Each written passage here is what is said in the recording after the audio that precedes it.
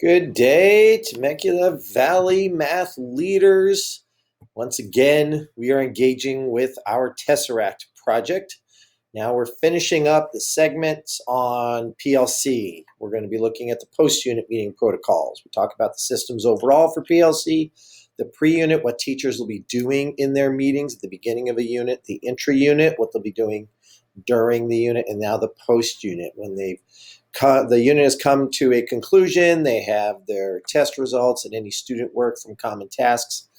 What will they be doing in this long-term professional development program that we have? Let's take a look.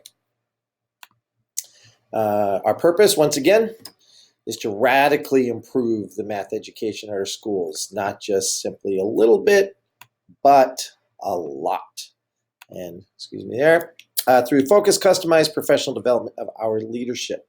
So we're going to get teachers doing the things that have been proven to be done. Once again, we're going to be focusing on our 3 axioms. That's us right there. I know it's a kitty-looking picture, but you got to love this. Sitting on the seesaw, elevating the teacher, who in turn is elevating the kids. So our axioms are: kids only improve when the teachers improve. Teachers only improve when we improve.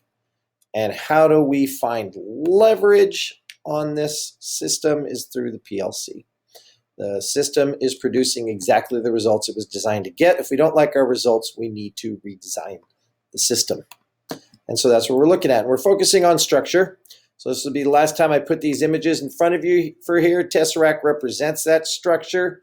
How we go from 0 dimensions, 1, 2, 3, and 4, and that because of that structure, there's a prediction that can be made. We want to build a structure, as you see in the upper left-hand corner, so solidly that we are confident that if we put people on there, it will support their work. And that we see through chemistry that the behavior of the teachers influences the structure of the molecule, but also the structure can influence the behavior. And we're looking at both of those as we go through here. William DeFore said that if you change the behavior of the teachers, that then the results will come in. I always said you had to kind of change their paradigm, change their thinking. And he was very clear, no, you change their behavior and then their thinking will follow. So we're looking at putting in those structures so that the behavior will change. Our objective today on the 6-year plan as we're moving down these rows is the post-unit. And so we're looking at right there on our PLC notes. It's the post-unit, so we're going to be looking at some of those things that you see there. Once again, we're going to go back to Luis Cruz's definition of a PLC, and we're going to be focusing, last time we focused on the kind of the front end of it, now we're focusing on the back end of it. This idea that all students will achieve, and that the assumption that we get better and teachers get better through a job-embedded environment.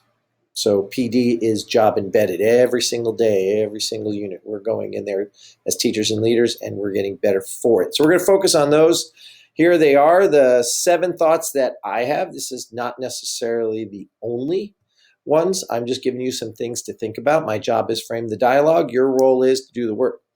So here are some post-unit protocols that we can be thinking about. First is data entry and report. We know that PLCs are data-driven.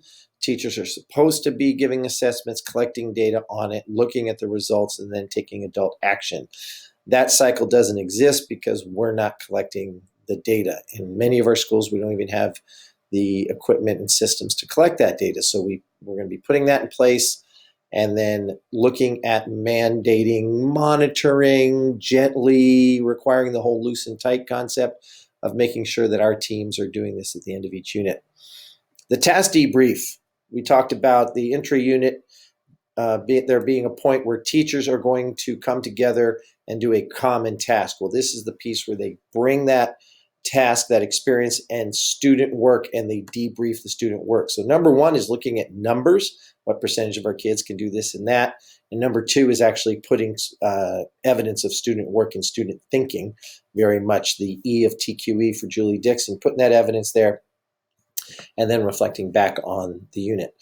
And then eventually we'll be looking at reflecting on our teaching. taken at the end of the unit, looking back and seeing, having this job embedded learning experience. What did I learn from my colleagues and this communal experience that we had through this unit?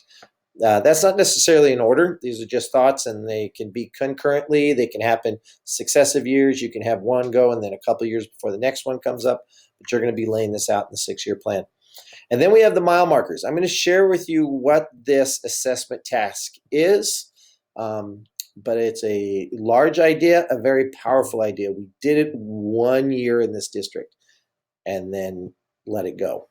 I kept the documents and the results of that 1 year. I'm going to share that with you and then say that this would be something really solid to resurrect. If you're not feeling it, don't put it in your plan. But I'm just going to share with you something that you can do or something like it. But it's a large thing, so we have to talk about the implementation, doing that in 1 year, like just getting teachers to do it. And then the second year, work on the protocols for reflecting on the results. And then the third year, taking action on it. And then, of course, anything else that I'm missing that you know at the end of a unit in these team meetings, these strand meetings, these grade level meetings, what your teacher should be doing, please put that in your plan and share it in the Google Classroom comments so the rest of us can learn from it as well. So here's what I'm going to share with you about the mile markers. Several years ago, we put for each course at the secondary level, we coaches put 3 tasks. This was one for Algebra 1, 3 tasks in front of the refinement teams and said, pick. And we're going to all do this assessment at the end of the year. And so the Algebra 1 refinement team chose this one out of the 3. I believe it's from IM or it's Mars. It's a Mars task over in the UK. And so what we did was we took it and said, let's have all teachers do this. We're not going to grade it. All we asked teachers to do was to simply choose a high, a medium, and a low from the results of all of their kids. So teacher A at Algebra 1 at school B is taking these and then sending them to the math coach at that site. And all the teachers were doing the same thing. And then that math coach looked at them and made a decision for that school what was going to represent one high, medium, and low. And then we all came together as math coaches and said, okay, from all these school representations for Algebra 1, what's going to represent the district high, medium, and low? Notice the kids' names are crossed off. We don't know who the kids are, what school they came from. But we were saying in our district, a typical high-achieving student on this task, their results would look like this. The medium student result would look like this, and a very low result. Notice there's supposed to be a quadratic, a parabola, and a line, and this student said something like this. So, and then there's a backside to this task. But now we're putting this here and then posting it online on the drives for teachers. And then the idea is at the beginning of the fall. So this would happen at the end of 1 year, and that the next year, teachers would begin the year talking about the results of this as a year-end assessment and say, okay, where did we nail it and where did we miss the mark? How can we move medium kids to high, low kids to medium? What are we going to do this year to improve these results? Notice it's not a matter of numbers like how many mediums and lows. It's what are we going to do to get the lows to stop answering like this and answer more like this, and how do we get the mediums to stop answering like this and answer like that? So, so that's what the mile markers are for. It's getting teachers used to looking at student evidence, implementing tasks, and making some kind of overall assessment of the program, not simply a task for Unit 6 content, but the whole year. So that's there for the mile markers. So I'm going to ask you to go once again to student.desmos.com. The code this time is right there, WPFZ3D. And if you like that, because it kind of lets you move the cards around, you can play with the order in which things occur. And then once you've done that, go ahead and record it right there on that line, on the post-unit line. Several of you are now up to speed on a couple of those, and I look forward to seeing what happens in your next assignment. So Lesson 6 Tesseract, post-unit protocols. Do the 4th student.desmos activity and record your timeline for the PLC post-unit in your 6-year plan. and you are now continuing to move forward in changing this world. Look forward to seeing your work. Bye-bye.